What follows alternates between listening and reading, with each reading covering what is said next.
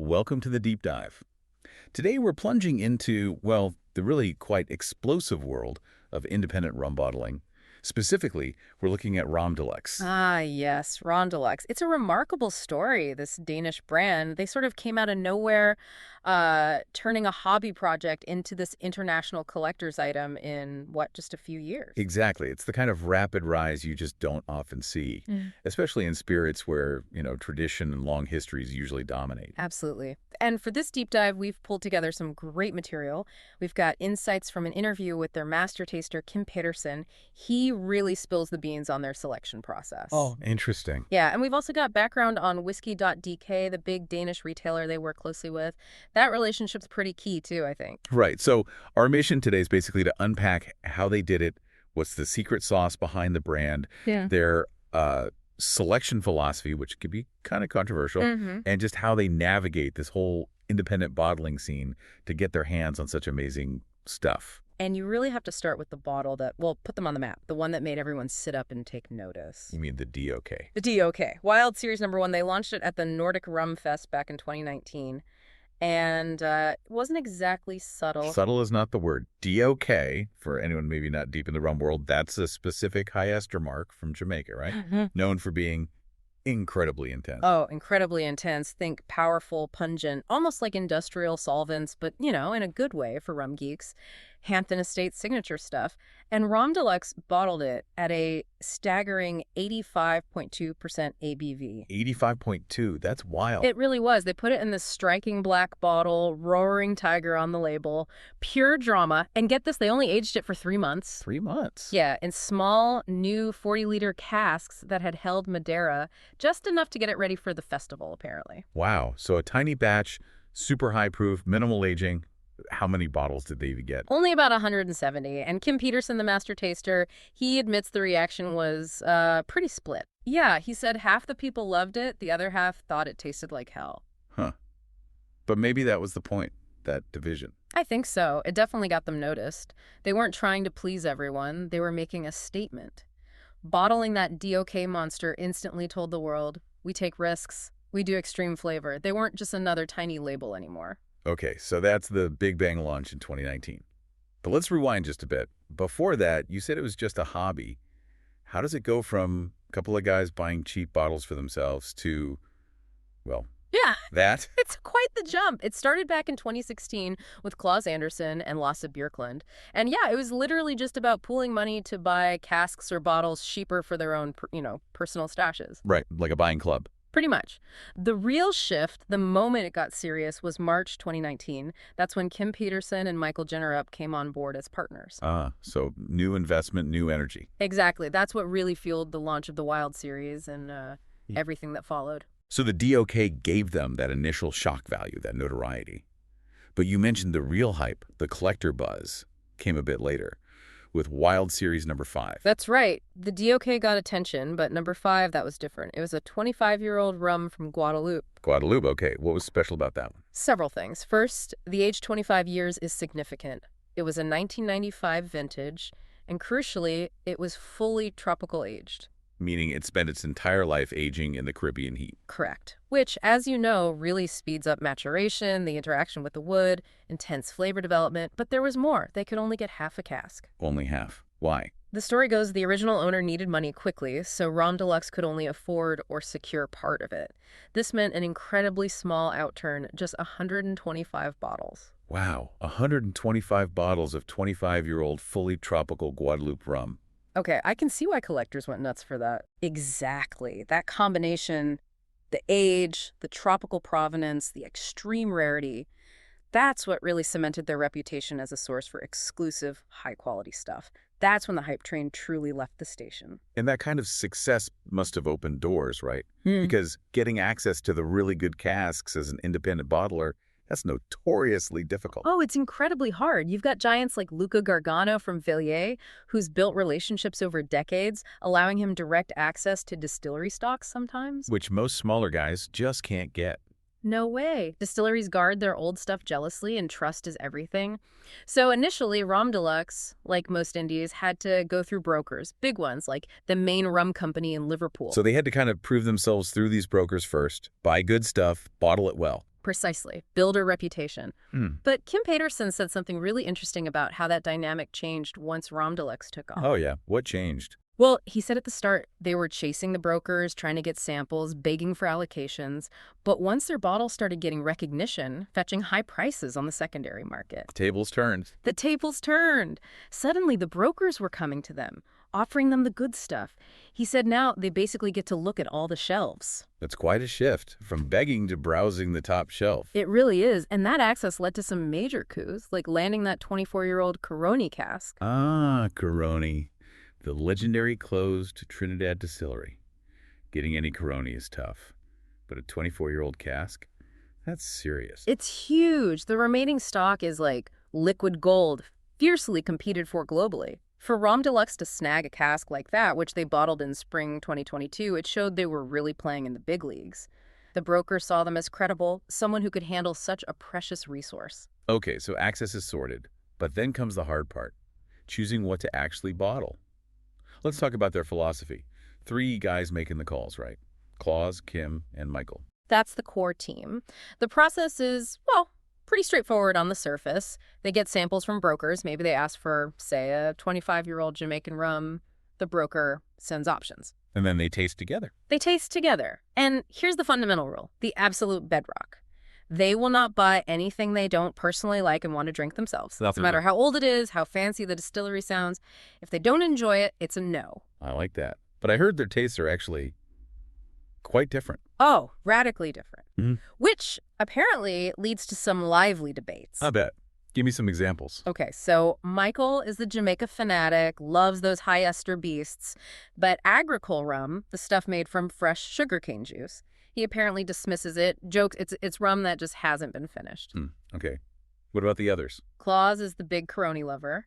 And then there's Kim, the master taster. He describes himself as omnivorous. He appreciates it all: Guyana, Jamaica, agricole, even unaged white rum. So you've got Mr. Jamaica, Mr. Coroni, and Mr. Everything. How on earth do they agree on a cask if one loves it and another dismisses it? It's democratic, mostly. 2 votes beat 1. If 2 of them are keen on a sample, they can overrule the third dissenter. A 2/3 majority. Makes sense. Yeah. But if it's a deadlock or needs a final call, Kim Peterson, as the official master taster, gets the deciding vote.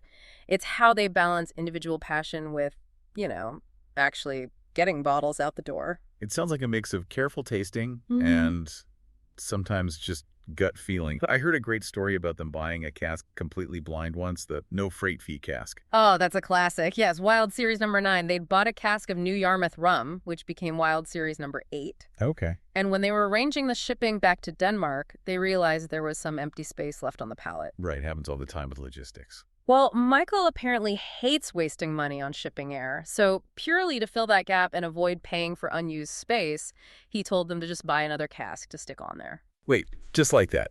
Call the broker and say, give us another cask, anything to fill the space. Pretty much. They ended up buying a 19-year-old Long Pond from Jamaica, Wild Series number 9, based only on the description. They hadn't tasted a drop. That's bold and slightly insane. How did it turn out? Luckily for them, it was fantastic. They loved it. The customers loved it. It just worked out. But it really shows that blend of serious business and that sort of spontaneous rum geek spirit. Yeah, that rum geek thing seems core to them, which connects to their whole attitude about flipping bottles and hoarding, doesn't it? It absolutely does. They actively market themselves as rum geeks for rum geeks. And they seem genuinely annoyed by the speculation side of things, people buying rare bottles just to stash them away and resell later. Which is refreshing, honestly, in this market. It is. And they put their money where their mouth is. They only keep 1 bottle from each Wild Series release for themselves, bottle number 1, for display purposes. That's bottle number 1. Out of, say, 170 bottles like the DOK, they keep 1? Yep. That collection, Kim estimates, is already worth something like 250,000 Danish kroner. Wow. That's a fair bit of cash tied up on a shelf. It is. But here's the kicker. Their long-term plan isn't to sell it for profit. They intend to eventually sell the entire collection and donate the money to charity. Seriously. That's quite a statement. It really underlines their whole philosophy, that integrity. Which brings us nicely to another area where Kim Peterson has strong, maybe even controversial views.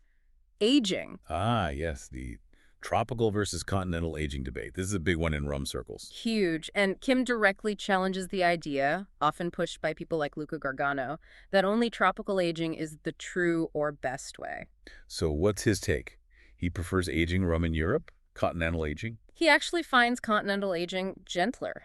The cooler, more stable European climate means the rum interacts with the wood more slowly, more subtly. He thinks it results in fewer overpowering heavy wood notes. Okay, so less aggressive maturation. Right.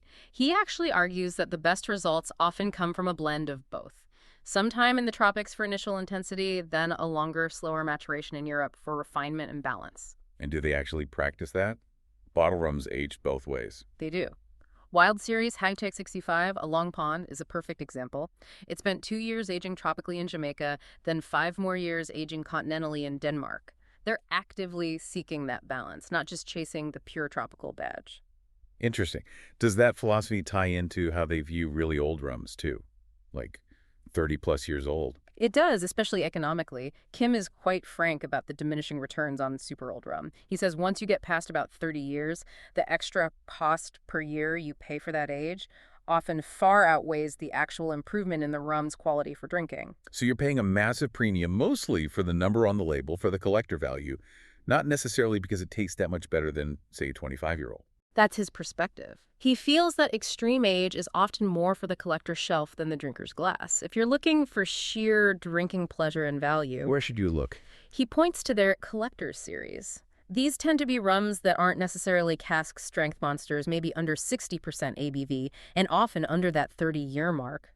He mentioned collector series #2, a 25-year-old Guyana, calling it just a fantastic glass. Great quality without the astronomical age premium. It sounds like they're constantly wrestling with that tension collector hype versus actual drinking quality and value. Constantly. Which leads perfectly to this incredible dilemma they're facing right now with a particular cask they have reserved. Oh, what's the story? They've managed to secure this really exceptional, very old cask, a potential jewel in the crown, but the catch is the price. If they were to bottle and sell it today, they calculate the price per bottle would have to be around 10,000 Danish kroner.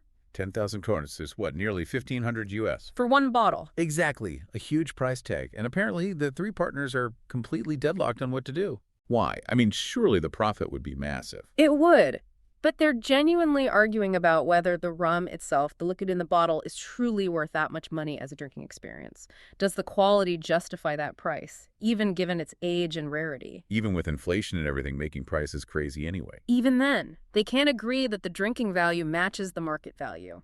So, for now, despite the potential payday, they're leaving it sitting in the warehouse, unbottled. Wow. To walk away, even temporarily, from that kind of money because you're not sure the rum lives up to the price, that says a lot about sticking to your principles. It really does. It speaks volumes about that rum geeks for rum geeks integrity. Okay, one last piece of the puzzle we need to touch on is their connection with Whisky.dk. How important is that relationship? It's pretty vital, especially for their reach within Denmark and Europe. Whisky.dk isn't just a shop. It's this huge retailer founded by Ulrik Bertelsen and Henrik Olsen. Massive showroom, online presence, masterclasses. It's a major platform. And Romdeluxe plugs right into that platform. Right. It gives them immediate credibility and access to a huge base of knowledgeable spirits buyers. And Whisky.dk gets benefits too, like securing exclusive bottlings from Romdeluxe. Like that Nicaraguan rum you mentioned. Exactly. Wild Series #37, a 24-year-old Nicaragua, bottled just for Whisky.dk. It's a symbiotic relationship. And looking at what they're releasing now in the Wild series, they're still pushing boundaries, aren't they? It's not just Jamaica and Guyana. Not at all. High-proof stuff from Belize, even Australia, and they're still playing with finishes. There was a 22-year-old Panama rum they finished for 30 months continentally in old Islay whiskey casks. Islay casks? Wow, that must have been interesting. Definitely shows they aren't afraid to experiment, to focus on creating unique flavor profiles, rather than just relying on age or origin. Okay, so let's try and sum up the Romdeluxe playbook here. Step 1. Make a massive noise with something extreme like the DOK. Check. Instant recognition. Step 2. Build collector hype with something genuinely rare and high quality like that Guadeloupe release. Check. Scarcity plus quality equals hype. Step 3. Stick religiously to your internal taste standards, even if it means arguing or leaving a $1,500 bottle on the shelf. Crucial for integrity. Check. Step 4. Leverage that reputation and integrity to get access to the best casks through brokers. Success breeds access. Check. And maybe step 5. Don't be afraid to challenge the conventional wisdom, especially around things like aging. Absolutely. That blend of tropical and continental, questioning the automatic superiority of pure tropical. Check. It's a fascinating model built on scarcity, quality control, and a willingness to, well, say no sometimes. It really is. But it also raises questions about the future, doesn't it? Especially with old rum stocks becoming harder and harder to find. True. The pressure to deliver high-end rum isn't going away. Which leads to a final thought for you, the listener, to chew on. We've heard Romdeluxe's master taster actually prefers the balance achieved through blended aging, some tropical, some continental, given that, and the dwindling supply of super old tropical casks. Yeah. Will we see the high-end rum market start to pivot? Could the future focus less on chasing extreme age and pure tropical pedigree, and more on achieving complexity and quality through expert blending and, maybe more importantly, sophisticated continental finishing, partly as a way to manage costs and availability? Less about where and how long and more about the skill of the finish. Interesting question to ponder.